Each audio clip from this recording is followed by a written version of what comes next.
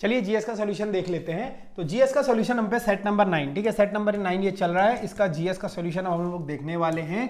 तो इसमें जो जीएस का पहला क्वेश्चन है आपका वो है क्वेश्चन नंबर 59, विश्व के सबसे लंबी भूमि सीमा किन दो देशों के बीच स्थित है। तो आपने देखा होगा विश्व में जो सबसे लंबी भूमि सीमा है, आपने वर्ल्ड मैप पढ़ा होगा या वर्ल्ड देखा होगा, तो सबसे ज्यादा जो ये एरिया आता है ये कनाडा का आता है और फिर इसके बाद यूएसए। तो इन दोनों के बीच क्या है, सबसे ज्यादा भूमि सीमा है। यानी अगर हम ऑप्शन डी की बात करें तो ऑप्शन डी बिल्कुल करेक्ट हो जाएगा। सबसे ज्यादा भूमि सीमा किन दो देशों के मध्य है, तो कनाडा और यूएसए के बीच है। इन दोनों के बीच आपने देखा है ना वर्ल्ड मैप में, थोड़ा अभी आगे क्वेश्चन आएगा तो आपको जरूर बताया जाएगा, ठीक है। आगे चलते हैं क्वेश्चन नंबर 60 की ओर। 60 है 1 टीबी के बराबर कितने जीबी होता है। अगर हम बात करें 1 टीबी यानी 1 टेराबाइट, टीबी की फुल फॉर्म टेराबाइट हो जाती है, और हमें पता है जैसे कि हम देखते हैं 1 एमबी में कितना केबी होता है, तो 1024 केबी हो जाता है 1 एमबी में। इसी प्रकार से 100 एमबी में, ठीक है, सॉरी यहां पर इसी प्रकार से आपने देखा होगा 1024 एमबी में क्या होता है, 1 जीबी होता है, ठीक है। तो इसी प्रकार से आपको बताना है कि 1 टेराबाइट में क्या हो जाएगा, 1024 जीबी, यानी ऑप्शन सी आपका बिल्कुल, सॉरी ऑप्शन डी आपका करेक्ट हो जाएगा, ठीक है। 1024 ये आपने देखा होगा ना, आपको जब इंटरनेट मिलता है, ठीक है, थोड़ा बेसिक चीजें ये हैं कंप्यूटर में ना, मैं इसीलिए बोलता हूं आपको, आप ना कंप्यूटर में बहुत हार्ड की तरफ मत भागिए, पढ़ना अच्छी बात है। देखिए अभी तक अंकित सर ने एक सेशन भी करा था, बहुत बच्चे कह रहे थे कि सर नंबर नहीं आते, नंबर नहीं आते, तो इधर उधर वो भटकते हैं। अब उनका जो वीकेस्ट पार्ट होता है, कंप्यूटर आपकी बहुत कमजोर है, तो कंप्यूटर आप नहीं पढ़ेंगे, और कंप्यूटर पढ़ेंगे भी तो उठ पटांग। देखिए कंप्यूटर का क्या होता है, आपको पता है वेटेज इसका 4 से 5 नंबर का रहता है। बहुत कम पॉसिबल होता है कि 5 नंबर की आ जाए, ज्यादा से ज्यादा आती है 3 या 4 नंबर की। इसमें से जो 2 नंबर होता है वो बेसिक होता है। बेसिक इन द सेंस कि ऐसी इसी टाइप के क्वेश्चन आपको मिलते हैं, या लैंग्वेज से पूछ देता है या जनरेशन से पूछ लेता है, तो बेसिक 2 क्वेश्चन है वो आपको गलत नहीं करने। अब एक जो टफ होता है उसके पीछे आप 10 कंप्यूटर की किताबें पढ़ते हैं, तो इतना मत भटकिए, सिंपल सा लॉजिक है। आपको इंटरनेट फोन में मिलता होगा, आपने देखा होगा, आधी चीजें तो कंप्यूटर की जो आजकल फोन पे ही चलती है, तो मतलब फोन से ही आप लोग देख सकते हैं। तो आपने देखा भी होगा जब आपको डेटा मिलता है तो 1024 MB डेटा मिलता है, ठीक है, यानी 1 GB डेटा मिलता है। अब तो 1 GB नहीं मिलता है, पहले से मिलता था, अब तो अनलिमिटेड वाला सीन है। लेकिन आपको महीने का डेटा, दिन का जो डेटा मिलता है ना, लिखा आता है, आपके पास मैसेज भी आता होगा, your Jio pack has been, your internet has been 124 fully used, 100% data used, तो 124 होता है, ठीक है, 1024 MB या GB जो भी आता है। आगे चलते हैं क्वेश्चन नंबर 61 की ओर। 61 क्वेश्चन हम पे देखिए फैक्चुअल क्वेश्चन है, बहुत इंपॉर्टेंट क्वेश्चन है। ऐसे क्वेश्चन ना सीधा स्क्रीनशॉट रख लीजिए, इसका तो स्क्रीनशॉट रख लीजिए या नोट कर लीजिए कहीं पर।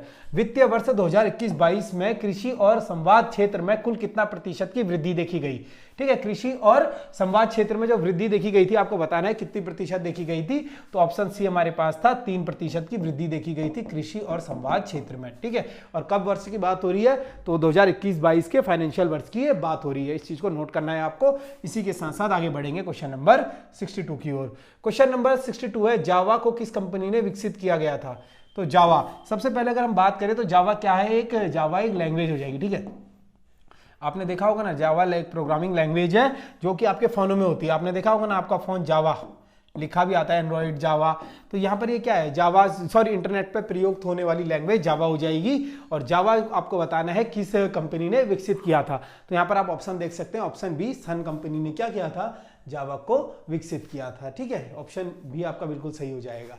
आगे चलते हैं क्वेश्चन नंबर 63 की ओर। क्वेश्चन नंबर 63 हमारे पास है, भारत में राष्ट्रपति की स्वेच्छा निर्णय अधिकार विवेकाधिकार के अंतर्गत क्या प्राप्त है। तो आपको पता होगा भारत के राष्ट्रपति को स्वेच्छा निर्णय अधिकार विवेकाधिकार के अंतर्गत क्या प्राप्त है।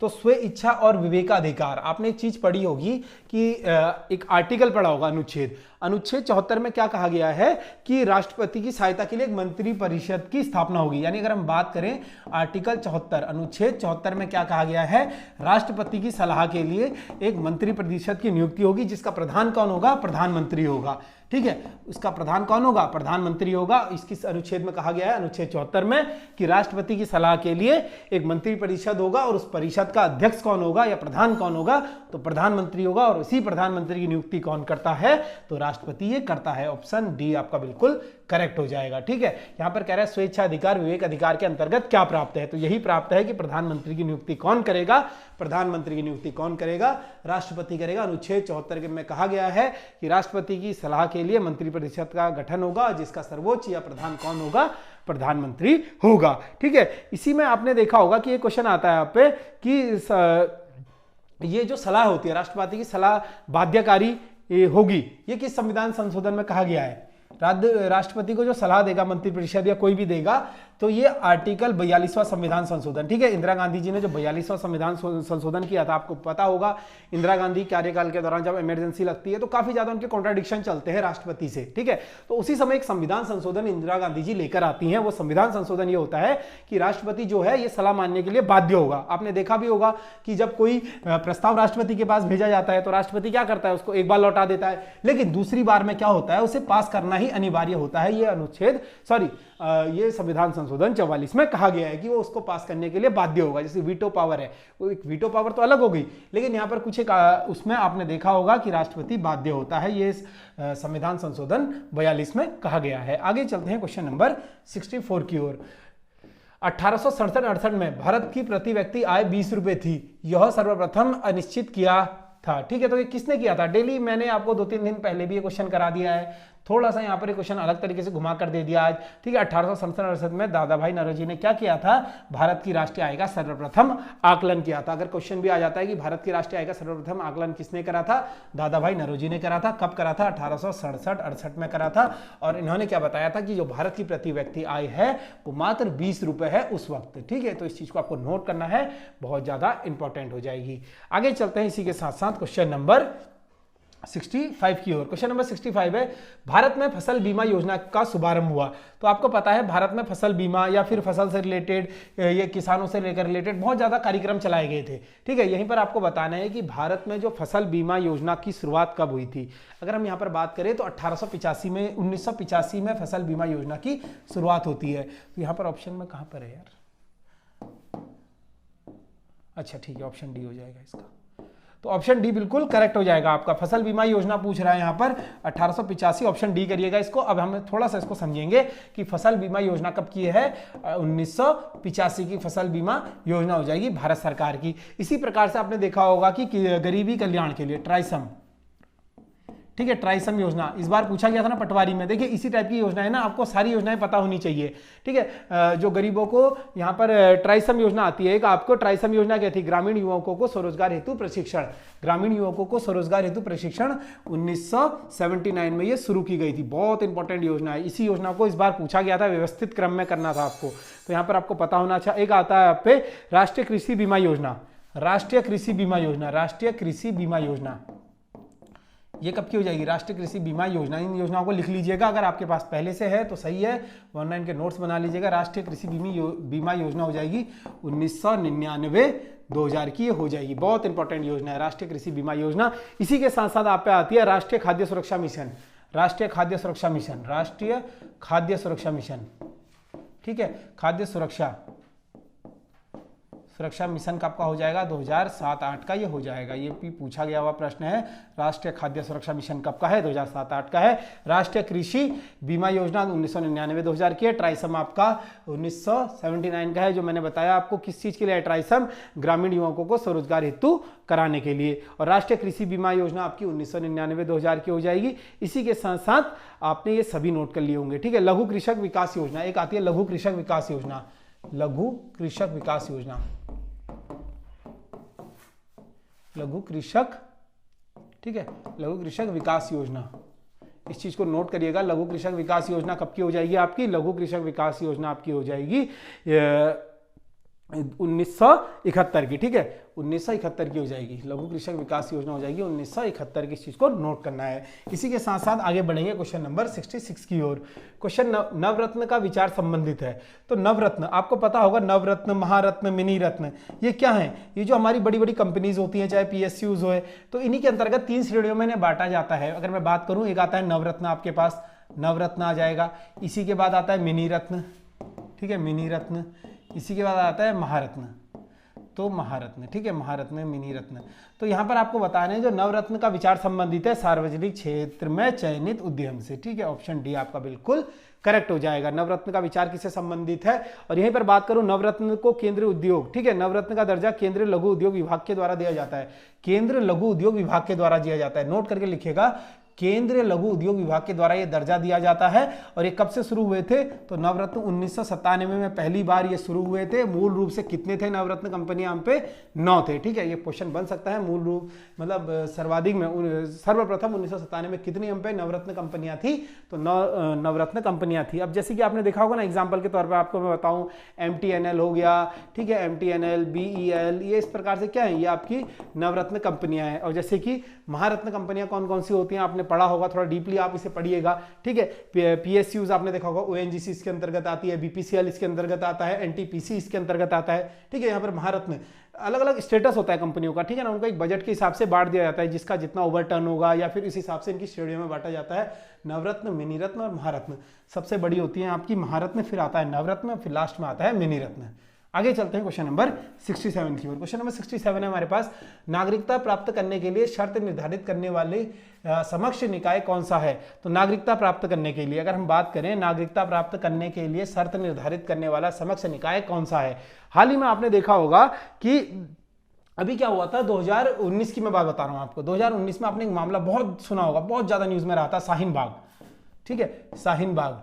शाहीन बाग का मामला क्यों गौरव पर रहा था? क्योंकि यहां पर क्या हुआ था, नागरिकता बिल पर विवाद हुआ था, ठीक है, CAA, सिटीजन CAA, ठीक है, यहां पर CAA, ये CAA का विवाद क्या चल रहा था? CAA क्या है यहाँ पर? सिटीजन अमेंडमेंट बिल, ठीक है, सिटीजन अमेंडमेंट एक्ट ये हो जाएगा। अगर मैं आपसे पूछूं यहाँ पर कि राज्य का जो भारत का सर्वप्रथम नागरिकता अधिनियम कब का है? भारत का सर्वप्रथम नागरिकता अधिनियम, इस चीज को नोट करके लिखिएगा क्योंकि इंपॉर्टेंट है। 1955 का ये नागरिकता अधिनियम हो जाएगा भारत का सर्वप्रथम, ठीक है। और यहां पर क्या हुआ, जो इसका शक्ति होती है, अब आपने देखा होगा ना, CAA को लेकर कौन सी पार्टी ज्यादा विवाद में रह रही थी, मतलब कौन सी पार्टी इस पे ज्यादा जोर दे रही थी? तो बीजेपी दे रही थी, क्योंकि वो सत्तारूढ़ी पार्टी थी। तो ऑप्शन आपका कौन सा? सी बिल्कुल सही हो जाएगा, संसद। संसद में ही ये सब फैसले लिए जाते हैं कि सिटीजन की जो आपकी नागरिकता है, ठीक है, नागरिकता प्राप्त करने के लिए शर्त निर्धारित करने वाले समक्ष निकाय, यानी शर्त कौन आपके निर्धारित करेगा? संसद करेगा। आपने देखा होगा ना कि जब हमारा, अगर मैं बात करूं यहां पर नागरिकता की, तो सबसे पहले नागरिकता को लिखिएगा, नागरिकता, ठीक है, भाग 2 में हो जाएगी आपकी, भाग 2 में नागरिकता हो जाएगी, ठीक है, भाग 2 में हो जाएगी। अनुच्छेद कितना आता है आपका? आपको अनुच्छेद भी पूछ लेता है कि 5 से लेकर 11 तक नागरिकता के अनुच्छेद है। इसमें बताया गया है कि आपको 10 साल तक भारत में रहेंगे तब जाकर आप नागरिकों के लिए, अपने भारतीय नागरिकता के लिए अप्लाई कर सकते हैं, या फिर आपके माता पिता जो है भारत ओरिजिन के होने चाहिए। जैसे मान लीजिए आप कोई भारतीय पुरुष है, ठीक है, कोई भारतीय महिला है, वो किसी भारतीय अन्य पुरुष, विदेशी पुरुष से शादी कर लेती है, तो आपको तब भी यहाँ की नागरिकता मिल जाएगी। तो बहुत बड़ा ये चीजें समझने के लिए है। अब प्रैक्टिस सेटों में आपसे उम्मीद ये की जाती है कि आप लोग पढ़कर यहाँ पर आए होंगे, ठीक है। अब पॉसिबल नहीं होता ना, अब मान लीजिए नागरिकता को ही समझाने के लिए सेपरेट वीडियो यहाँ पर कम से कम आधे 1 घंटे का लेक्चर बन जाएगा पूरा, तो इससे काफी क्या होता है कि सोल्यूशन बहुत लंबा खींच जाता है। तो फिलहाल आपको इतना ही नोट करना है कि नागरिकता भाग 2 में आती है, 5 से 11 अनुच्छेद है। नागरिकता प्रथम अधिनियम 1955 का हो जाएगा, इसमें संशोधन 2019 में हुआ था। ये अधिकार किसको प्राप्त है? संसद को ये अधिकार प्राप्त है, ठीक है। इस चीजों को नोट करिएगा,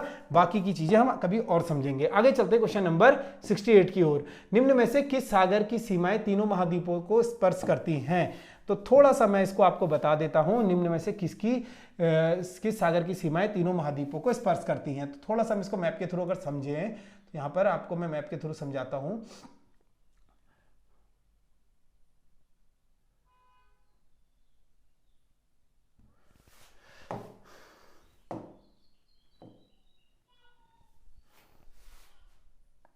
ठीक है, तो यहां पर आपको कुछ एक दिख रहा होगा, भूमध्य सागर, ठीक है, भूमध्य सागर, या फिर आपको अलग अलग चीजें यहाँ पर दिख रही होंगी, ठीक है। जो भूमध्य सागर ये रहा आपके आगे, भूमध्य सागर आप देख रहे होंगे ना, ये भूमध्य सागर है पूरा आपका, ठीक है, ये भूमध्य सागर है।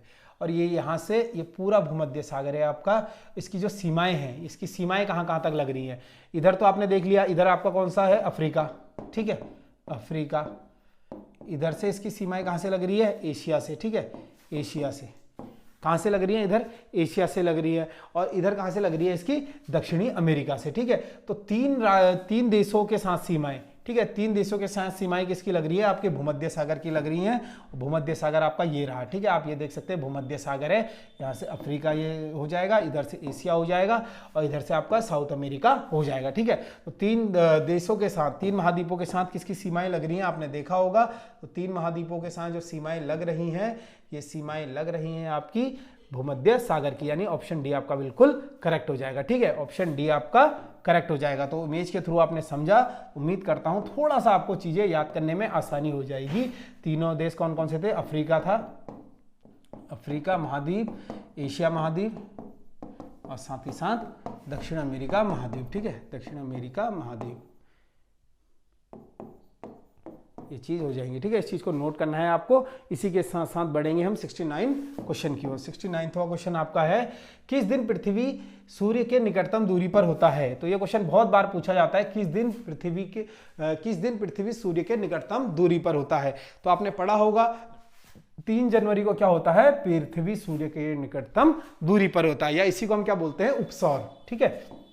उपसौर इसी को बोलते हैं। और इस दिन क्या होता है, पृथ्वी, ठीक है, उपसौर इसको बोलते हैं। और ये कब होता है, 3 जनवरी को। इस दिन क्या होता है, पृथ्वी सूर्य के निकटतम दूरी पर होती है, यानी सूर्य जो होता है पृथ्वी के बिल्कुल पास होता है। यानी यहाँ पर आपका सूर्य है, आपको पता है ये इस तरीके से यहाँ पर पृथ्वी होती है, चक्कर लगाती है, लगाते लगाते यहाँ पर पहुंच जाती है, ये पृथ्वी के निकटतम दूरी पर पहुंच जाती है, ठीक है। सूर्य पृथ्वी के निकटतम दूरी पर कब होती है, 3 जनवरी को होती है। इसी को उपसौर कहा जाता है।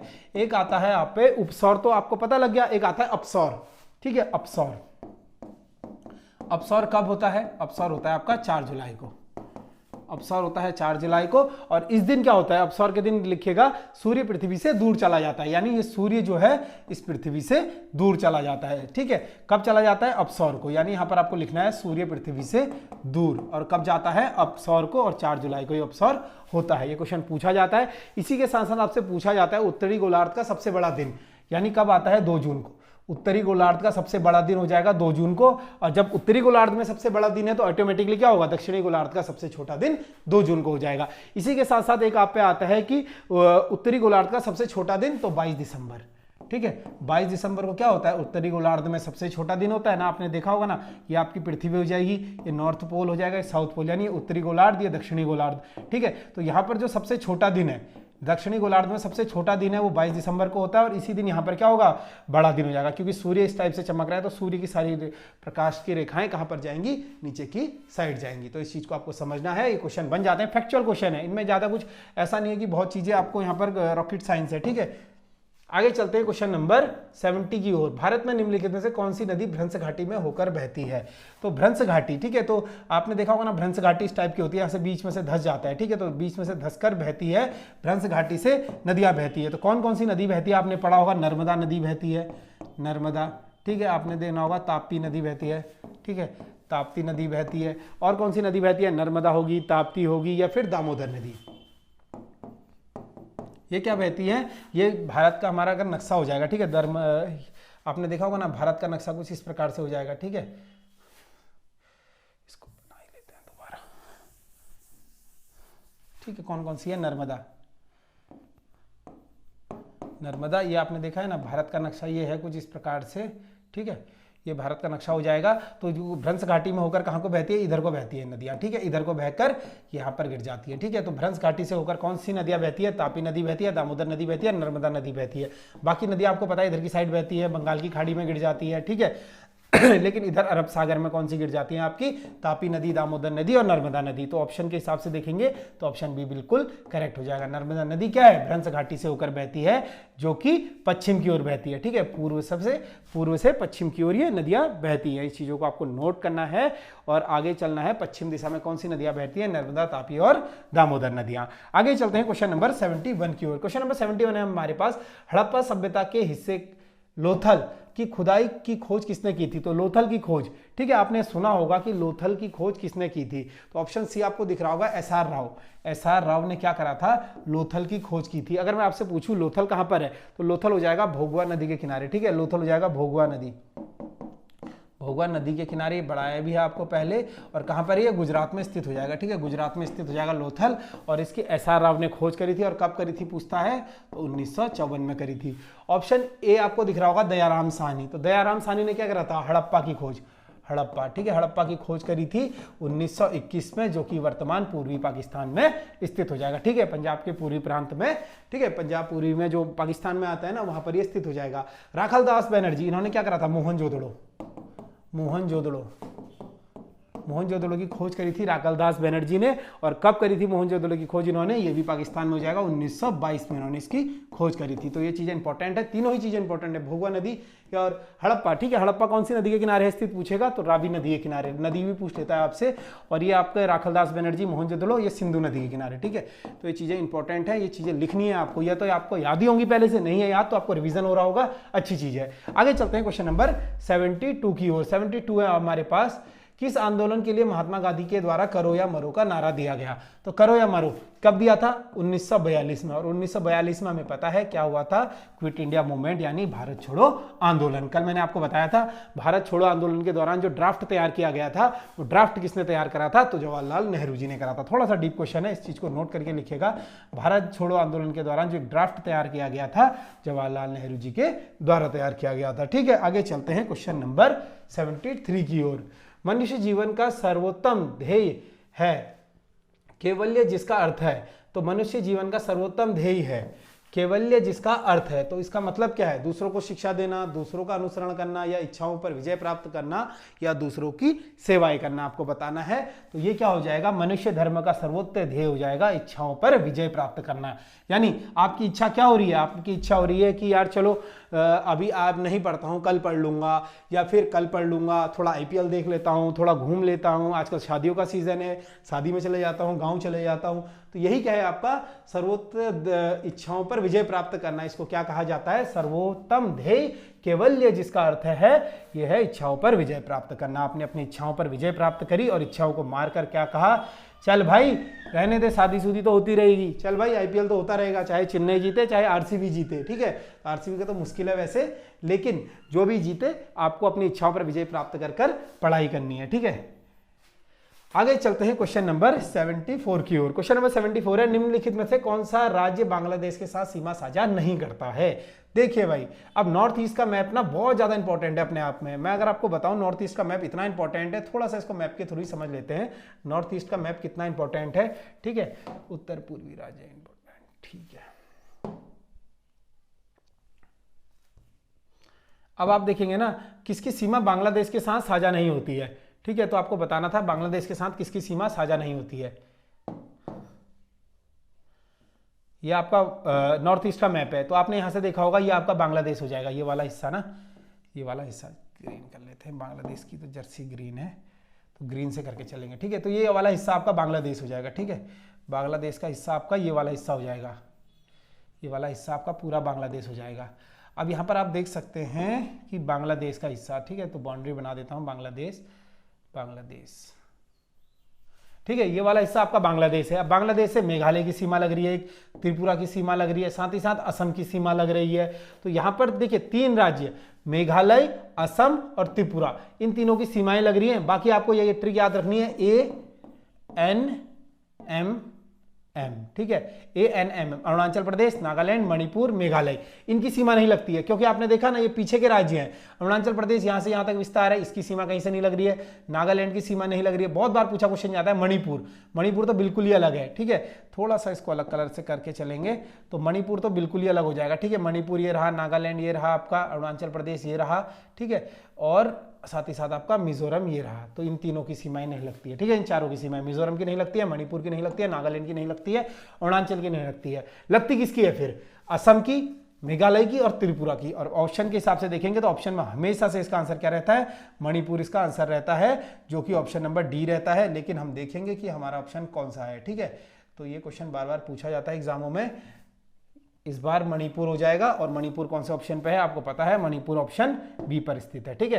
तो ऑप्शन 20 का बिल्कुल सही हो जाएगा। उम्मीद करता हूं थोड़ा सा आप समझ गए होंगे। तो ऑप्शन 20 का बिल्कुल करेक्ट हो जाएगा। मणिपुर की सीमा नहीं लगती है, लगती किसकी है, मेघालय की, त्रिपुरा की, असम की। ट्रिक हमने देखी थी इस प्रकार से। यहाँ पर नॉर्थ ईस्ट के जो राज्य हैं, अरुणाचल प्रदेश A, फिर नागालैंड N, फिर मणिपुर, फिर मिजोरम तो M, इनकी सीमा नहीं लगती है, ठीक है। लगती किसकी है, असम से इधर की लगती है, फिर त्रिपुरा की लगती है, और फिर आपकी लगती है मेघालय की। तो ये तीनों की लगती है। आगे चलते हैं क्वेश्चन नंबर 75 की ओर। क्वेश्चन नंबर 75 है, वेगुला हास की धारा किस महासागर की शीतल धारा है? तो बेगुलाहास की धारा, ठीक है, आपने पढ़ा होगा अलग अलग धाराएं आती है, चाहे गल्फ स्ट्रीम हो या फिर फॉकलैंड की धाराएं हो। तो बेगुलाहास की धारा बेगुला की धारा किस महासागर की शीतल धारा है? ठीक है, तो किस महासागर की शीतल धारा है आपको बताना है बेगुला की धारा। तो दक्षिणी अटलांटिक महासागर, यानी ऑप्शन ए आपका बिल्कुल करेक्ट हो जाएगा। दक्षिणी अटलांटिक महासागर की क्या है? बेगुला की धारा जो है शीतल धारा है। एक आप पे आता है कि हम्बोल्ट की जलधारा, यानी अगर मैं बात करूं प्रशांत महासागर की, क्या है? हम्बोल्ट की जलधारा किसकी है? प्रशांत महासागर की। और कैसी है जलधारा है? पूछा गया हुआ क्वेश्चन है एग्जाम में, ठंडी है जलधारा हो जाएगी। तो ये लिखिएगा, जलधाराएं बहुत इंपॉर्टेंट है, बार बार एग्जामिनर पूछ लेता है। अगुलाहास की जलधारा किसकी है? अगुलाहास की हो जाएगी हिंद महासागर। अगुलाहास की जलधारा किसकी हो जाएगी? तो अगुलाहास हो जाएगी हिंद महासागर की जलधारा। और कैसी है?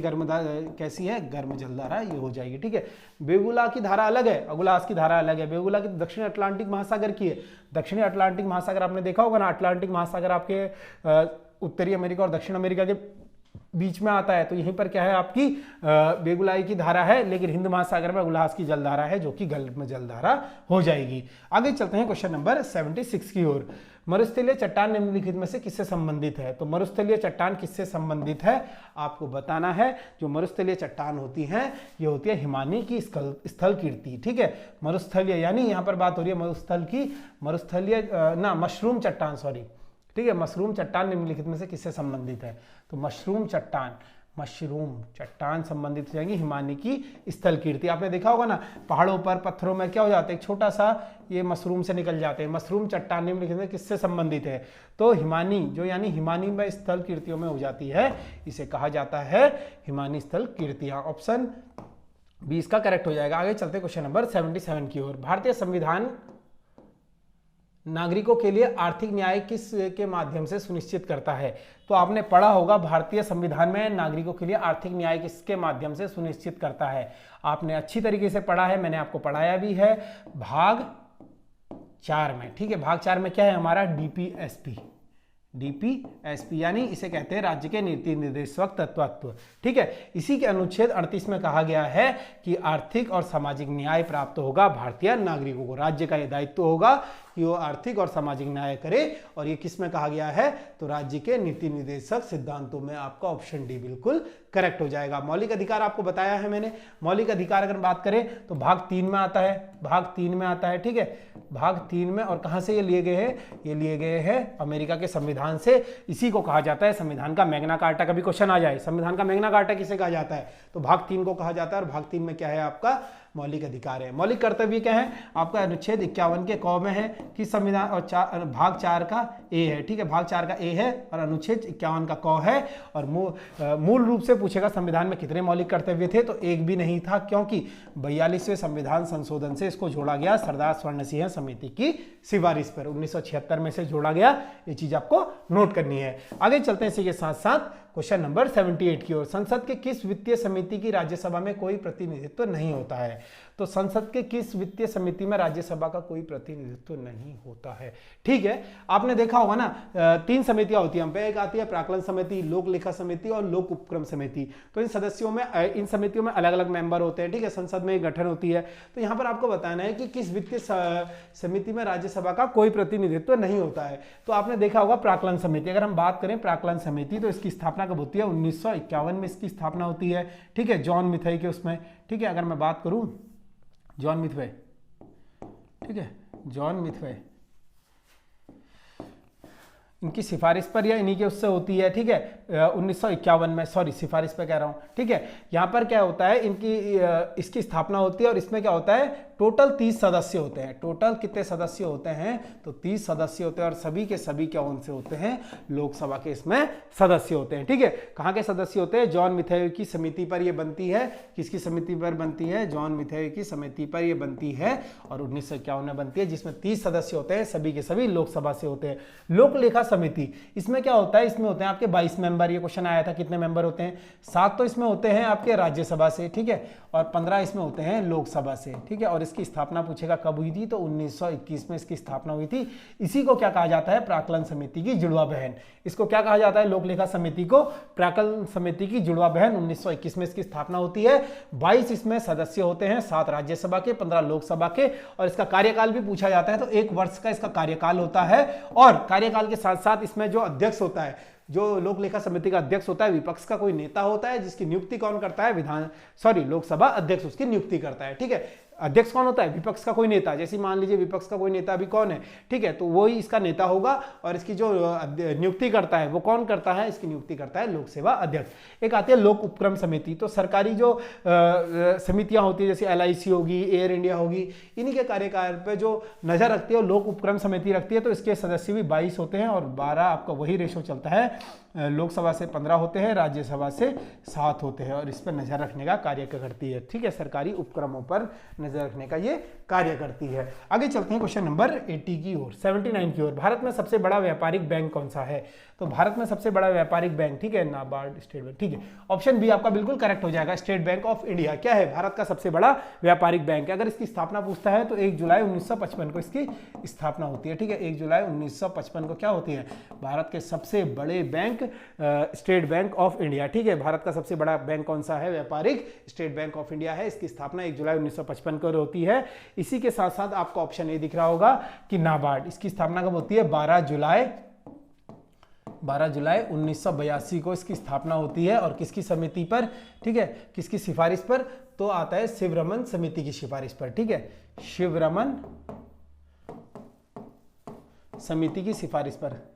ये पूछा जाता है कि नाबार्ड की स्थापना किसकी समिति की सिफारिश पर हुई थी, तो शिवरमन समिति की सिफारिश पर नाबार्ड की स्थापना हुई थी 12 जुलाई 1982 को। आपको नोट करना है, ठीक है ना, बहुत इंपॉर्टेंट ये क्वेश्चन है। और 14 बड़े बैंकों का राष्ट्रीयकरण कब हुआ था, चौथी पंचवर्षीय योजना में हुआ था। और वो कब हुआ था, 1969 में हुआ था, 19 जुलाई 1969 बार बार कराया है। किसके कार्यकाल में हुआ था, इंदिरा गांधी क्या करती हैं, 14 बड़े बैंकों का राष्ट्रीयकरण कर देती हैं 1969 में, और चौथी पंचवर्षीय योजना तब चल रही थी। आगे चलते हैं क्वेश्चन नंबर 80 की ओर। किस पंचवर्षीय योजना में कृषि ऋणात्मक विकास में प्रदर्शन किया था? तो आपको बताना है कि कृषि में ऋणात्मक प्रदर्शन कब किया था, प्रदर्शित किया था। तो ये जो आपकी योजना चली थी, ठीक है, तीसरी पंचवर्षीय योजना, अगर मैं बात करूं यहाँ पर क्या था, आत्मनिर्भरता पर बल दिया गया था। सबसे पहले तो हम बात करेंगे जो तीसरी पंचवर्षीय योजना है आपकी कब की हो जाएगी, तो 1961 से लेकर 1966 तक क्या था, आपकी तीसरी पंचवर्षीय योजना चली थी। इसमें जो बल दिया गया था आत्मनिर्भरता पर, ठीक है ना, आत्मनिर्भरता। आप आजकल सुन रहे हो ना, आत्मनिर्भर भारत, आत्म, तो ये शब्द बहुत पहले का है भाई। आत्मनिर्भरता पर इसमें बल दिया गया था, साथ ही साथ इसमें कृषि पर भी जोर दिया गया था। ठीक है, कृषि की प्राथमिकता पर जोर दिया गया था।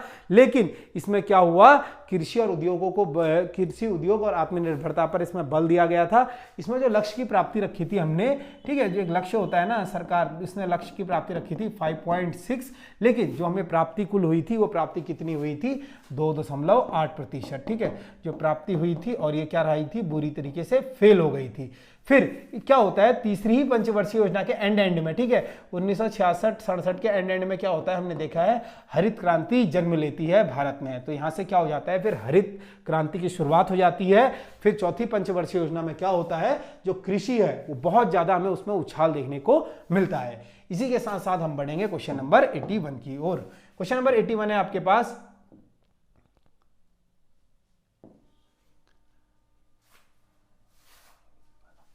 अविकला प्रोजेक्ट किससे संबंधित है? ठीक है, अकीवाल, ठीक है, अकीवाल प्रोजेक्ट किससे संबंधित है, आपको बताना है अकीवाल प्रोजेक्ट किससे संबंधित है। तो यहां पर जो अकीवाल प्रोजेक्ट हो जाएगा, ठीक है, अकीवाल प्रोजेक्ट हो जाएगा आपका इंटरनेट से संबंधित हो जाएगा। थोड़ा सा अटपटा सा क्वेश्चन है, ऐसे क्वेश्चन देखने को मिल जाते हैं क्योंकि इंपॉर्टेंट क्वेश्चन है, इसलिए रखना जरूरी है, तो आपको पता होना चाहिए। फैक्चुअल क्वेश्चन है, अकीवाल प्रोजेक्ट संबंधित हो जाएगा इंटरनेट से। आगे चलते हैं क्वेश्चन नंबर 82 की ओर। उपोष्ण उच्च दाब के कटिबंधियों की ओर से क्या कहते हैं? ठीक है, उपोष्ण उच्च दाब के कटिबंधों को और क्या कहते हैं? अच्छा, उपोष्ण उच्च, ये इसे क्या कहा जाता है, इसे कहा जाता है हॉर्स लैटिट्यूड। ठीक है, यानी ऑप्शन ए आपका बिल्कुल सही हो जाएगा। जो उपोष्ण उच्च दाब कटिबंधियों को और क्या कहा जाता है, उपोष्ण उच्च कटिबंधीय दाबों को कहा जाता है हॉर्स लैटिट्यूड। ऑप्शन ए आपका बिल्कुल सही हो जाएगा। ठीक है, आगे चलते हैं क्वेश्चन नंबर 83 की ओर। यहाँ पर है, निम्नलिखित में से कौन सा संगठन उसके मुख्यालय से सुमेलित नहीं है? अच्छा, खाद्य एवं कृषि संगठन रोम, सही है, ठीक है। खाद्य एवं कृषि संगठन आपका ऑप्शन है, बिल्कुल सही है, रोम में है। अंतर्राष्ट्रीय नागरिक विमान संगठन लंदन, ठीक है, ये गलत हो जाएगा आपका। अंतर्राष्ट्रीय विमान संगठन लंदन कह रहा है यहाँ पर, ये लंदन की ना होकर कहाँ पर है, ये हो जाएगा आपका मॉन्ट्रियल कनाडा में, ठीक है, मॉन्ट्रियल कनाडा में हो जाएगा, ठीक है, ये मॉन्ट्रियल कनाडा में है, इंटरपोल का लियोन में है, ठीक है, और अंतर्राष्ट्रीय डाक संघ का बर्न में हो जाएगा। तो सभी सही है, यानी ऑप्शन बी आपका इनकरेक्ट हो जाएगा। ऑप्शन, अच्छा यहाँ पर भी है, ऑप्शन बी आपका यहाँ पर करेक्ट हो जाएगा, ठीक है। तो ऑप्शन बी यहाँ पर अंतर्राष्ट्रीय नागरिक विमान संगठन या अंतर्राष्ट्रीय आपका आता है नागरिक उड्डयन, ये कहां पर है, ये हो जाएगा मॉन्ट्रियल कनाडा में स्थित हो जाएगा, जिसकी स्थापना कब होती है, 1944 में इसकी स्थापना होती है। इस चीज को नोट करना है, ईयर भी पूछ लेता है आपसे, इंपॉर्टेंट है।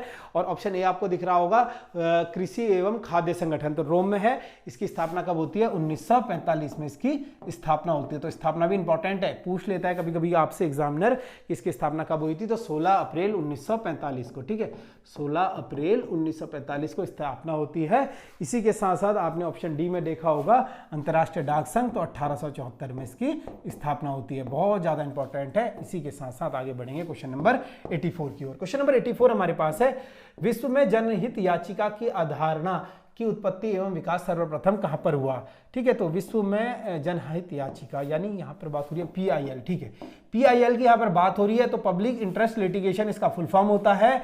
ये इसकी जो अवधारणा विकास सर्वप्रथम कहां पर हुआ, तो अमेरिका में ये हुआ, ठीक है, अमेरिका में ये होता है। और भारत में कब यह होता है, 1986 में ये होता है। इसे लेकर आते हैं पूर्व न्यायाधीश PN भगवती जी, ठीक है, यहाँ पर आते हैं, कौन लेकर आते हैं, PN भगवती जी,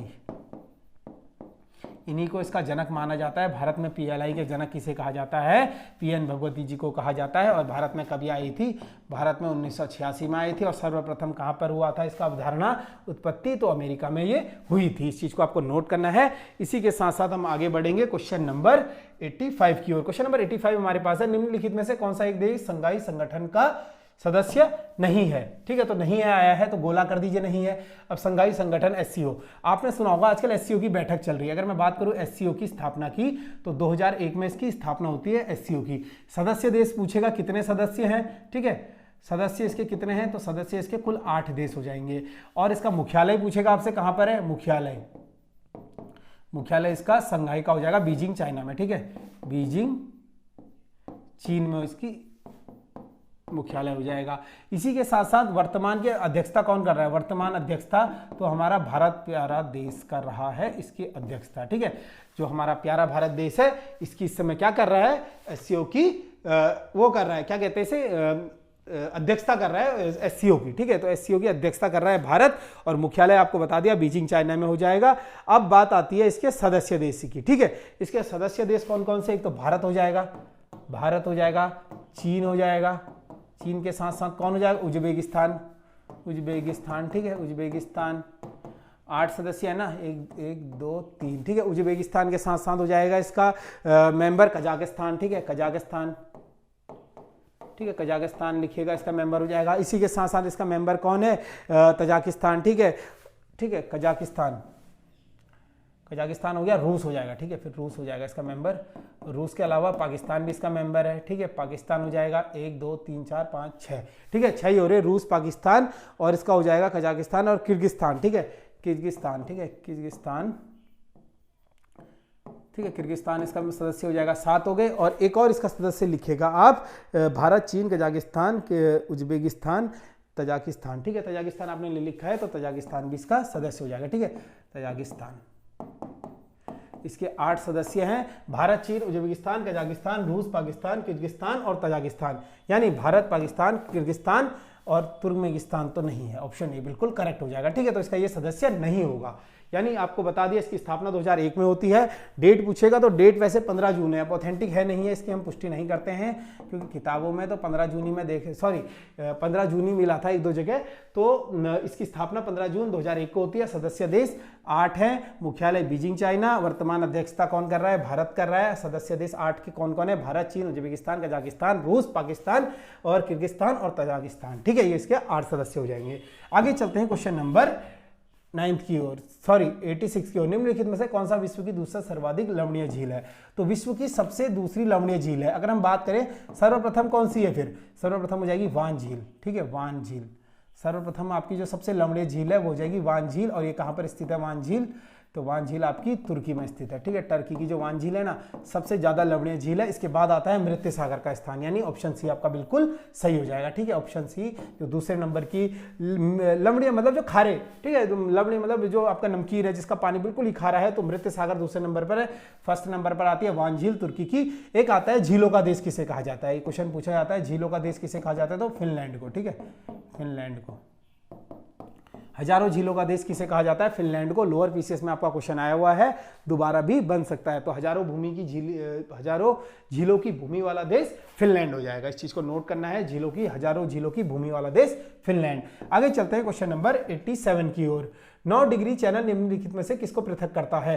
तो आपको बताना है कि 9 डिग्री चैनल जो है किसको पृथक करता है। तो आपने देखा होगा लक्षद्वीप और मिनिकॉय को क्या करता है? 9 डिग्री चैनल पृथक करता है। ठीक है, 9 डिग्री चैनल किसको पृथक करता है? लक्षद्वीप और मिनिकॉय को। एक आता है 8 डिग्री चैनल, तो 8 डिग्री चैनल किसको करता है? मालदीव को मिनिकॉय से। ठीक है, 8 डिग्री चैनल करता है मालदीव को मिनिकॉय से, मालदीव को मिनिकॉय से, मालदीव को मिनिकॉय। ठीक है, मालदीव को मिनिकॉय से करता है 8 डिग्री चैनल, और 10 डिग्री चैनल करता है छोटा निकोबार को बड़े निकोबार से। ठीक है, 10 डिग्री चैनल किसको करता है? छोटा निकोबार को बड़े निकोबार से। ठीक है, छोटा अंडमान को कार निकोबार से। ठीक है, छोटा अंडमान को, ठीक है, छोटा अंडमान को कार निकोबार से। ठीक है, कार निकोबार से, छोटा अंडमान को कार निकोबार से करता है 10 डिग्री चैनल। ठीक है, इस चीज को आपको नोट करना है। एक मैंने आपको बताया था पाक जल संधि। ठीक है, पाक जल संधि या पाक जल खाड़ी तो भारत और श्रीलंका को पृथक करती है। ठीक है, पाक का पाकिस्तान मत करके आना, आपको बताया है कि ये भारत हो जाएगा हमारा। ठीक है, यहाँ पर ये भारत है। ठीक है, जैसे कि 8 डिग्री चैनल है, यहाँ पर ये भारत है और यहाँ पर श्रीलंका है। इसी के बीच में क्या है? पाक जल संधि है, और यहाँ पर तमिलनाडु राज्य है। तमिलनाडु और श्रीलंका के बीच स्थित है, जो कि भारत और श्रीलंका को पृथक करता है। पाक जल संधि या पाक जल डमरू। आगे चलते हैं क्वेश्चन नंबर 88 की ओर। भारत का योजना आयोग है, तो भारत का योजना आयोग, ठीक है, वर्तमान में तो क्या है, इसकी जगह योजना आयोग की जगह नीति आयोग काम करता है। आपको बताया नीति आयोग बार बार आया है। ठीक है, नीति आयोग की स्थापना 1 जनवरी 2015 को होती है। लेकिन उससे पहले क्या होता था? नीति आयोग से पहले नेहरू जी के टाइम से बना था। अगर मैं बात करूं योजना आयोग का गठन की, तो 1950 में इसकी स्थापना होती है। ये क्या करता है? सरकार के थिंक टैंक के रूप में कार्य करता था। मतलब जो सरकार का जो आगे के कार्यकाल, जो पंचवर्षीय योजना होगी या फिर ये सब होगी, तो इसी का जो एक समीकरण है वो पूरा योजना आयोग तैयार करता था। तो 1950 में इसकी स्थापना होती है और 2014 में इसको पीएम मोदी जी समाप्त कर देते हैं। ठीक है, 2014 में आपको पता होगा 2014 में क्या होता है? लाल किले से जब प्रधानमंत्री चुनकर आते हैं तो 15 अगस्त 2014 को इसको समाप्त कर देते हैं योजना आयोग को। जो इसका अध्यक्ष होता था वो तो प्रधानमंत्री होता था। ठीक है, लेकिन यहां पर अब क्या है? नीति आयोग गठन किया गया है। तो नीति आयोग भी यही कार्य करता है, जिसकी स्थापना 1 जनवरी 2015 को हुई थी, और इसका अध्यक्ष जो होता है, इसका अध्यक्ष भी प्रधानमंत्री होता है। ठीक है, और सरकार के थिंक टैंक के रूप में ये कार्य करता है। और ये क्या है यहाँ पर आपको बताना था, तो यहाँ पर क्या है? एक सलाहकार संस्था। ठीक है, एक सलाहकार संस्था हो जाएगी। कौन सी? योजना आयोग। और एक गैर संवैधानिक भी हो जाएगी। ठीक है, संवैधानिक नहीं है, संविधान में योजना आयोग का ना कहीं पर उल्लेख है, ना ही नीति आयोग का उल्लेख है। ठीक है, तो संवैधानिक है या नहीं है पूछा जाता है। ठीक है, एक सरकारी एक सलाहकार संस्था हो जाएगी। आगे चलते हैं क्वेश्चन नंबर 89 की ओर। क्वेश्चन नंबर 89 है, कंप्यूटर के प्रोसेसर की गति को निम्नलिखित में से किस में मापा जाता है? तो कंप्यूटर की जो प्रोसेसर की गति होती है, इसको हर्ट्ज में मापा जाता है। ऑप्शन डी आपका बिल्कुल करेक्ट हो जाएगा। जो कंप्यूटर की गति होती है उसको हर्ट्ज में मापते हैं। आगे चलते हैं क्वेश्चन नंबर 90 की ओर। कंप्यूटर प्रोसेसर के द्वारा इंफॉर्मेशन में परिवर्तित करता है। कंप्यूटर प्रोसेसर द्वारा इंफॉर्मेशन में परिवर्तन करता है, तो यहां पर आपको बताना है किस में परिवर्तित करता है। तो कंप्यूटर प्रोसेसर द्वारा इंफॉर्मेशन किस में परिवर्तित की जाती है? तो डेटा को। ठीक है, डेटा, यानी ऑप्शन बी आपका बिल्कुल करेक्ट हो जाएगा। तो ये है आपका जीएस का सॉल्यूशन। बाकी आपके जो रीजनिंग के क्वेश्चंस हैं वो आपको डेली आंसर कराते हैं, तो आंसर आपको आके करा देंगे। ठीक है, नमस्कार साथियों, चलो देखते हैं आज का रीजनिंग का सॉल्यूशन। पहला क्वेश्चन कहता है आपका, उस विकल्प का चयन करें जो तीसरे पद से उसी प्रकार संबंधित है जिस प्रकार दूसरा पहले पद से संबंधित है।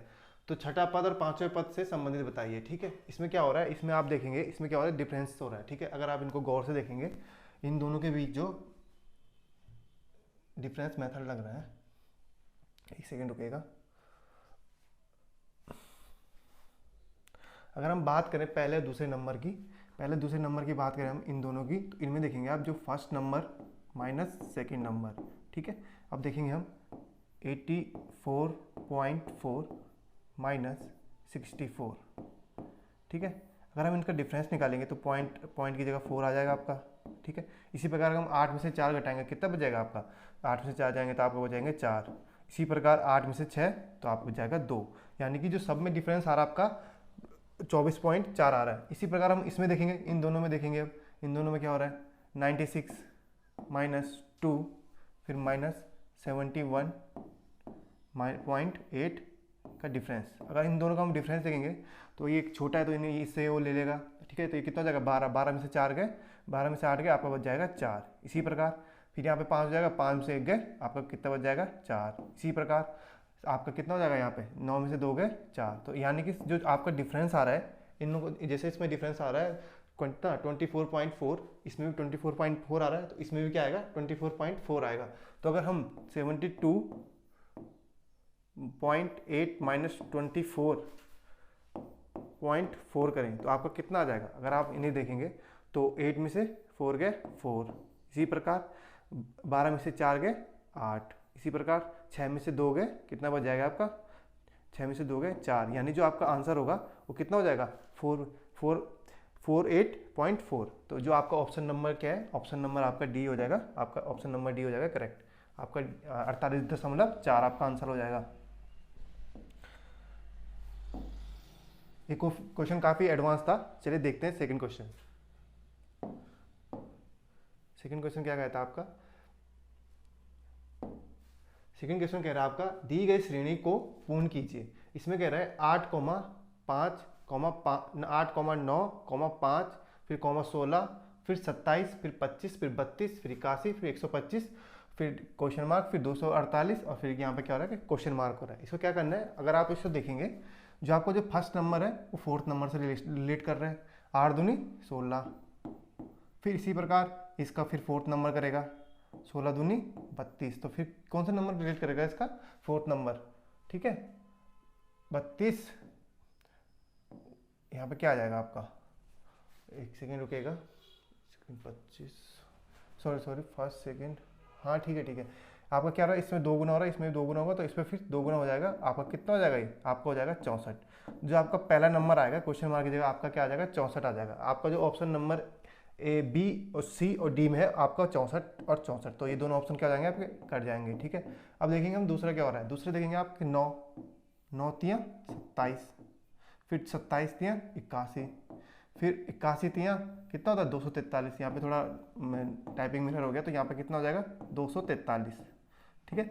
अब ये कह रहा है कि अब यहाँ पे क्या आएगा, यहाँ पे देखना है, यहाँ पे चेक करना है, तो 5 का हो जाएगा, 5 के साथ रिलेशन देखेंगे, 5 का रिलेशन इसमें कितना हो रहा है 5 में 25, यानी कि 5 गुना हो रहा है, फिर 25 गुना गए 5 कितना हो जाएगा 125, फिर इसी प्रकार 125 गुना गए 5, 125 गुना गए 5 कितना हो जाएगा आपका 625।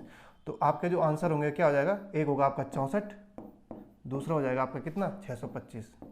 जो आपका ऑप्शन नंबर क्या है, ऑप्शन नंबर किसमें, ऑप्शन नंबर आपके डी में है, तो आपको जो आंसर हो जाएगा ऑप्शन नंबर डी आपका करेक्ट हो जाएगा।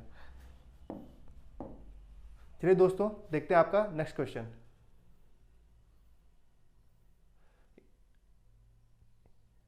ये आपका कैलेंडर क्वेश्चन है, इसको देखते हैं। यदि 30 अप्रैल 1983 को आपका शनिवार था तो 13 अगस्त 1989 को सप्ताह का कौन सा दिन होगा। अगर हम इसे बात करें इसको कैसे करना है, इसको देखिए। सबसे पहले आपको क्या करना है, 30 अप्रैल 1983, ठीक है। इसके बाद आपको क्या करना है, 13 अगस्त नहीं जाना, आपको फिर से 30 अप्रैल जाना है, कितना 30 अप्रैल 1990 तक जाना है, ठीक है। तो आपको क्या हो जाएगा, ये जो आगे के आपके मंथ हो जाएंगे आपके सेम हो जाएंगे, ठीक है। अब हम देखेंगे यहाँ पे जो इन दोनों का डिफरेंस है कितने का, ईयर का कितना का 6 का, लेकिन इसमें 6 तो देखो आपको पता है कि अगर नॉर्मली ऑर्डिनरी ईयर होगा यानी कि सामान्य वर्ष होगा तो इसमें जो आपका ऑड डेज आते हैं वो कितना आता है 1 आता है। इसी प्रकार अगर लीप ईयर होगा तो आपको पता है कि ऑड डेज कितने आते हैं 2 आते हैं। क्यों आते हैं आपको पता है, अगर हम देखेंगे इसे 365 कितने होते हैं ऑर्डिनरी ईयर में होते हैं। अगर हम इसे 7 से डिवाइड करते हैं तो आपको कितना रिमाइंडर बचता है, एक रिमाइंडर बचता है, यानी कि एक और डेज बचता है। उसी को हम क्या कहते हैं, जो आपका एक रिमाइंडर बचता है उसी को हम क्या कहते हैं, एक और डेज कहते हैं। इसी प्रकार इसमें भी होता है 366 होता है तो एक दिन आपका एक्स्ट्रा हो जाएगा, यानी कि 2 हो जाएंगे। अब हम बात करें इनमें 183 से लेके 189 तक, तो कितने मतलब इसमें कितने लीप ईयर होंगे। अगर हम देखेंगे एक तो होगा आपका 1984 लीप ईयर हो जाएगा। इसी प्रकार आपका दूसरा कौन सा हो जाएगा, 1988 आपका लीप ईयर हो जाएगा। आप यानी आपके 2 लीप ईयर हो जाएंगे, यानी कि 6 + 2, तो आपके कितने दिन यहाँ पे बच गए, आपके हो गए यहाँ पे 8 डेज। यहाँ तक आपको कोई दिक्कत। चलो आगे देखते हैं आगे क्या करना है। अब इसको क्या करना है, जो आपका 30 अप्रैल है, 30 अप्रैल 89 से लेके अब चलना हमने 13 अगस्त 89 तक। बस आप इस नंबर को याद रखना, 8 यहाँ पे, ठीक है, 8 को याद रखना, और मैं मिटा रहा हूँ, ठीक है, 8 को याद रखना। 8 हमारे पास क्या था, यहाँ पे नंबर बचा था, ठीक है, 8। अब देखते हैं 30 अप्रैल 23 कितना जाना हमने, 30 अप्रैल से, और कितना जाना है, 13 अगस्त जाना है। अब देखेंगे आप, जो 30 अप्रैल के बाद क्या आता है, मई आता है। मई में क्या होता है, मई में कितना जाता है, मई आपका 31 जाता है, यानी 31। अगर हम इसको 7 से डिवाइड करते हैं तो आपका जो रिमाइंडर बचता है कितना बचता है, 3 बचता है। तीन इसी को हम रिमाइंडर क्या कहते हैं, ऑड डेज कहते हैं कैलेंडर की भाषा में, ठीक है। इसी प्रकार आपका क्या होता है, मई तो हो गया, फिर जून आपका 30 जाता है।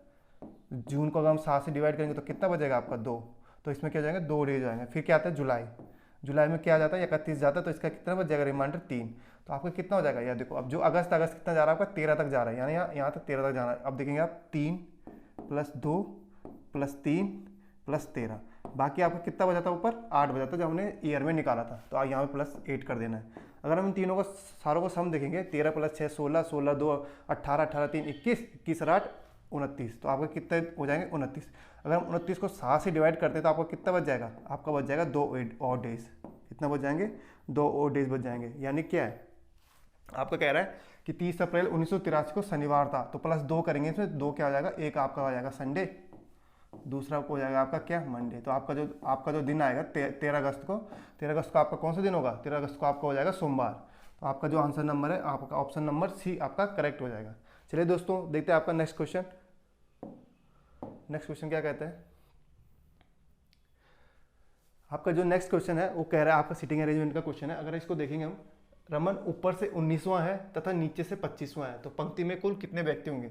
अगर हम बात करें, अगर आपको अपने आप को भी ऑब्जर्व करना है इसमें, अगर आप ही हैं, अगर आप कह रहे हैं कि अगर ये हम लगाते हैं कि अगर मैं ऊपर से कौन सा नंबर पे हूँ, 19वें नंबर पे हूँ, ठीक है। उसी प्रकार अगर मैं नीचे से कौन से नंबर पे हूँ, आपका 25वें नंबर पे हूँ। लेकिन क्या कह रहा है ये, 25वें नंबर पे, तो टोटल बच्चे कितने होंगे। अगर मैं 25वें नंबर कहाँ से हूँ, नीचे से हूँ, तो मेरे पीछे कितने बच्चे बैठे होंगे, 24 बच्चे बैठे होंगे, ठीक है, 24 बच्चे बैठे होंगे, यानी कि ये दोनों क्या सेम ही है, मतलब नीचे से 25 है, ऊपर से 19 है, यानी कि सेम है। तो अगर हम क्या करेंगे इसमें, 19 + 24, तो आपका 19 + 24 कितना हो जाएगा, 19 + 24 आपका हो जाएगा 43। तो आपका जो टोटल बच्चे आएंगे, आपके टोटल बच्चे कितने हो जाएंगे, 43 हो जाएंगे। ये तो आप इसको दूसरे मेथड से कर सकते हैं। दूसरे मेथड से कैसे करना है, इन दोनों को ऐड करके देना है, उन दोनों को ऐड करेंगे तो आपको कितना हो जाएगा, 44। अगर 44, ये देखो दोनों सेम ही है, मतलब दोनों एक बार क्या हो रहा है, रिपीट हो रहा है, तो -1 कर दीजिए, आपका तब भी 43 आ जाएगा। या तो इस प्रकार करिए या फिर इस प्रकार करिए, आपको जैसा सुटेबल लगता है वैसे करना, ठीक है। देखते हैं आपका नेक्स्ट क्वेश्चन, क्वेश्चन नंबर 95 देख लेते हैं। लुप्त संख्या ज्ञात कीजिए। ये कह रहा है,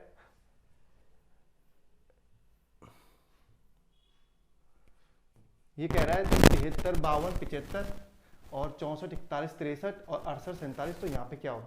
तो इसमें क्या हो रहा है बच्चों, इसमें की देखेंगे आप, तो इसमें जो इन तीनों का सम है, इन तीनों का जो सम है, काफ़ी एडवांस क्वेश्चन है, ठीक है। इसको देखेंगे हम किस प्रकार करना है। इसको हम देखेंगे सम, तीनों का सम कितना होगा, 73 + 52 + 75। अगर हम इसका सम करेंगे तो कितना आ जाएगा, 5 5 2 5 2 7 3 10, यानी कि हाथ से लगा 1 7 दूनी 14 और 5 19 19 और 1 20, यानी कि 200, ठीक है। इन तीनों का सम कितना आ रहा है, 200 आ रहा है। तो इसी प्रकार हम दूसरी लाइन को देखेंगे, दूसरी रो को देखेंगे, इसमें क्या करेंगे, 64 + 41 + 63, तो इन तीनों का सम कितना आ जाएगा, इन तीनों का सम कितना आ जाएगा, आप देखेंगे 4 और 1 5 5 और 3 8, तो यहाँ पर हो जाएगा 8, ठीक है। 6 6 12 और 4 12 4 16, ठीक है, तो कितना हो जाएगा 168। अगर हम इसमें डिफरेंस देखेंगे तो आपका कितने का डिफरेंस आ रहा है, आप देखेंगे तो इसमें -32 का डिफरेंस आ रहा है, यानी कि यहाँ पे क्या हो रहा है, फैक्टर हो रहा है किसका, 16 का, ठीक है। इसमें भी देखेंगे अब 16 का फैक्टर होगा या कुछ और होगा, ठीक है, फैक्टर में ही होंगे, ठीक है। अब ये देखेंगे 68 प्लस 47 प्लस यहाँ पे क्या आएगा और तो यहाँ पे हो जाए, ठीक है। अब ये देखेंगे हम इसमें क्या हो रहा है, अगर हम प्लस 16 करते हैं इसमें 168 में प्लस 16 करते हैं तब तो आपका क्या आ जाएगा, ऑप्शन के रिलेटेड आंसर आ जाएंगे, ठीक है। अगर -16 करेंगे तो आपका डिफरेंस मेथड से नहीं होगा, तो हमें यहाँ पे क्या करना है, प्लस 16 करना पड़ेगा। तो आपका जब 168 प्लस 16 करेंगे तो कितना हो जाएगा आपका 184 हो जाएगा, ठीक है। 184 हो जाएगा। अब देखेंगे आपकी जो पहला नंबर है और तीसरा नंबर है इन दोनों का डिफरेंस कितना है, 16 ही है। और अगर जो सेकेंड नंबर है इसका पूरा डिफरेंस देखेंगे तब भी 16 ही है, तो क्या होगा 184 हो जाएगा यहाँ पे, ठीक है। तो 184 अगर इन दोनों का सम करें तो कितना हो जाएगा, 7 और 8 और 7 15, 6 और 4 10, 10 और 1 11, ठीक है। नहीं 6 और 4 10 और 1 11, अगर इन इसमें से माइनस करेंगे तो कितना आ जाएगा आपका, कितना बच जाएगा आपका 69 बच जाएगा, ठीक है। आपका बच जाएगा 69, जो आपका ऑप्शन नंबर कितना है, आपका जो ऑप्शन नंबर है, ऑप्शन नंबर आपका डी हो जाएगा करेक्ट, ठीक है। ऑप्शन नंबर बी आपका करेक्ट हो जाएगा। चलिए दोस्तों देखते हैं आपका नेक्स्ट क्वेश्चन। आज ये क्वेश्चन काफ़ी एडवांस है तो आपको काफ़ी दिक्कत होगी इनको सॉल्व करने में, लेकिन कोई दिक्कत नहीं, हम बता देंगे आपको। अब देखते हैं ये आपका डाइस का क्वेश्चन है, इसको कैसे करना है। यदि दी गई आकृति को मोड़कर एक घन बनाया जाता है तो ये आपका एंड के विपरीत कौन सा होगा। इसमें क्या होता है, इसमें आपका जब इसे फोल्ड करेंगे तो क्या हो जाएगा, इसके पीछे चले जाएंगे, यानी कि जो अल्टरनेट होता है, यानी कि इसके बाद जो आएगा, यानी जिसका इसका ये अपोजिट नहीं होगा, जो इसके बाद तुरंत आएगा ये इसका अपोजिट होगा। जब इसको फोल्ड करेंगे तो क्या होगा, अंदर की तरफ जाएंगे तो ये दोनों एक दूसरे के अपोजिट होंगे। इसी प्रकार इसका अपोजिट क्या हो जाएगा, ये हो जाएगा, ठीक है। और इसका अपोजिट क्या होगा, इसका अपोजिट ये हो जाएगा। अगर हम देखें तो ये किसका पूछ रहा है, इसका पूछ रहा है एंड का, तो एंड का अपोजिट क्या हो जाएगा आपका हैशटैग हो जाएगा, ठीक है। तो आपका जो ऑप्शन होगा, ऑप्शन देख लेते हैं कौन सा है, आपका ऑप्शन नंबर डी करेक्ट हो जाएगा। आपका जो ऑप्शन होगा ऑप्शन नंबर डी आपका करेक्ट हो जाएगा, ठीक है। देखते हैं आपका नेक्स्ट क्वेश्चन। ये कह रहा है दी गई आकृति का दर्पण प्रतिबिंब क्या होगा। ये आपका मिरर इमेज पूछ रहा है। इसमें क्या होता है, जो आपका लेफ्ट होता है, जो आपका लेफ्ट होता है मिरर इमेज में क्या होता है, जो आपका जो लेफ्ट होता है वो राइट चला जाता है, जो लेफ्ट होता है वो राइट चला जाता है, और जो राइट होता है वो लेफ्ट चला जाता है, यानी कि ये हो जाएगा ऐसा है, ठीक है। तो हम इसको देखेंगे, ये इधर आ जाएगा, तो इधर आ जाएगा तो क्या हो जाएगा, इसको देखेंगे तो ये इधर चला जाएगा, ठीक है। तो ये आपका जो ऑप्शन हो जाएगा, अगर हम इसे छोटा करेंगे, आपका जो ऑप्शन दिख रहा है ऑप्शन नंबर आपका ए देखेंगे आप, तो अगर ए देखेंगे, एक सेकंड रुकेगा,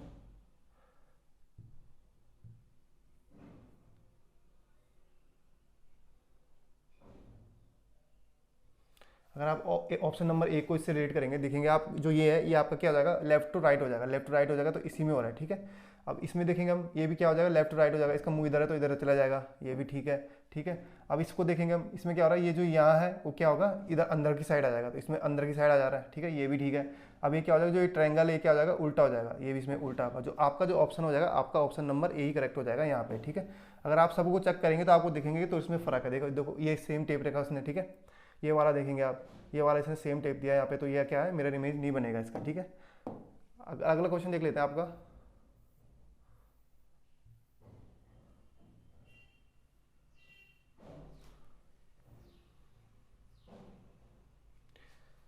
अगला क्वेश्चन क्या कहता है, यदि दक्षिण पश्चिम उत्तर हो जाता है तो उत्तर पूर्व क्या होगा। ये कह रहा है, अगर हम देखें वैसे नॉर्मल डायरेक्शन आप सभी को पता होगी क्या होती है, नॉर्मल डायरेक्शन देखेंगे तो ये ईस्ट होता है, ठीक है। ये क्या होता है, नॉर्थ होता है, ये क्या होता है, वेस्ट होता है, ये क्या होता है, साउथ होता है। ये कह रहा है जो आपका दक्षिण पश्चिम में है, यानी कि ये कह रहा है ये क्या है आपका, क्या है ये आपको वैसे साउथ वेस्ट है, ठीक है, लेकिन इसे क्या कहना है, नॉर्थ कहना है, ठीक है। ये क्या हो जाएगा, नॉर्थ हो जाएगा। तो ये कह रहा है जो उत्तर पूर्व है, यानी कि जो ये है आपका नॉर्थ ईस्ट, तो ये क्या हो जाएगा, ये पूछ रहा है ये क्या हो जाएगा, ठीक है। अगर हम इसे देखें, ठीक है, इन दोनों का जो बीच का एंगल है, ठीक है, ये कितना हो जाता है, 90 हो जाता है, ठीक है। इसका कितना हो जाएगा, 90 हो जाएगा, नहीं सॉरी 45। तो ये टोटल एंगल कितना हो जाएगा आपका 135। ये तो आप दूसरे मेथड से कर सकते हैं, ठीक है। इसको क्या करना है, यहाँ से एक लाइन लीजिए, ठीक है। ये कितना हो जाएगा, ये आपका क्या हो जाएगा, नॉर्थ वेस्ट, ठीक है। ये क्या हो जाएगा, वेस्ट, और ये क्या हो जाएगा, अब यहाँ भी देख लेते हैं, यहाँ क्या होगा, ये आपके साउथ वेस्ट होगा। एक्चुअल में क्या होगा, साउथ वेस्ट होगा। अब देखते हैं अब क्या होगा, अगर आपका नॉर्थ यहाँ आ जाता है तो ये क्या हो जाता है आपका नॉर्थ वेस्ट, तो इसके बाद क्या आ जाएगा आपका, साउथ की जगह क्या आ जाएगा आपका नॉर्थ वेस्ट आ जाएगा यहाँ पे, ठीक है। इसी प्रकार क्या होगा, जो आपका साउथ वेस्ट है इसकी जगह क्या आ जाएगा, इसकी जगह आपका आ जाएगा वेस्ट, ठीक है। अब क्या हो जाएगा, वेस्ट की जगह वो आ गया। अब ईस्ट की जगह क्या आएगा आपका, ईस्ट की जगह आपका आ जाएगा साउथ वेस्ट, क्योंकि ऐसा चल रहा है नहीं सर्कल में, तो आपका क्या हो जाएगा, एंटी क्लॉक वाइज चला तो यहाँ पे भी क्या हो जाएगा आपका साउथ वेस्ट हो जाएगा। अब बचा आपका नॉर्थ वेस्ट, नॉर्थ वेस्ट की क्या आ जाएगा आपका आ जाएगा साउथ, इसके बाद आपका आ जाएगा साउथ, तो यहाँ पे क्या हो जाएगा आपका साउथ आ जाएगा। तो आपकी जो यहाँ पे जो उत्तर पूर्व में कौन सी डायरेक्शन बनेगी आपकी दक्षिण वाली डायरेक्शन बनेगी, ठीक है, जो आपका ऑप्शन नंबर बी आपका करेक्ट हो जाएगा। चलिए दोस्तों देखते हैं आपका नेक्स्ट क्वेश्चन। नेक्स्ट क्वेश्चन क्या कहते हैं, ये कह रहा है एक कक्षा में 31 विद्यार्थियों के बीच में विजय का स्थान 17वां है, तो बताइए अंतिम से उसका स्थान कौन सा होगा। ये कह रहा है कि एक कोई कक्षा है, उसमें क्या है जो आपका क्या है विजय है, विजय का स्थान कौन सा 17वां है, ठीक है। अगर हम ऊपर से देखें, ऊपर से आपका 17वां स्थान है, ठीक है, ऊपर से देखेंगे हम, ऊपर से आपका 17वां स्थान है, ठीक है। तो आपका क्या कह रहा है कि अंतिम से कौन सा स्थान होगा। अगर हम इसे देखेंगे तो आप देखेंगे 31, ठीक है, ये 17वां स्थान पे है, तो माइनस करेंगे कितना 14, तो यानी इसके पीछे कितने बंदे बैठे हैं, इसके पीछे आपके कितने बंदे बैठे हैं 14 बंदे बैठे हैं, ठीक है। तो 14 इसके पीछे बैठे तो इसका स्थान कौन सा हो जाएगा आपका 15वां हो जाएगा, जो आपका इसका जो पीछे से स्थान हो जाएगा आपका 15वां हो जाएगा, जो आपका ऑप्शन नंबर सी हो जाएगा, ठीक है। ये था आपका ऑप्शन नंबर सी हो जाएगा। चलिए दोस्तों देखते हैं आपका नेक्स्ट क्वेश्चन। आज का लास्ट क्वेश्चन देख लेते हैं। ये कह रहा है किसी महीने में 3 दिन बाद यानी कि 4 तारीख को आपका शनिवार आता है। यह कह रहा है कि आपका 4 तारीख आपका शनिवार आता है, उसी महीने 27 तारीख को आपका कौन सा दिन होगा। ये कह रहा है कि अगर कोई महीना है उसके 4 तारीख यानी 4 तारीख आपका क्या था शनिवार था, ठीक है। तो ये कह रहा है कि 27 तारीख को आपका कौन सा दिन होगा। इसमें आपको क्या करना है, इन दोनों का डिफरेंस देखना है, ठीक है। तो अगर हम 27 - 4 करते हैं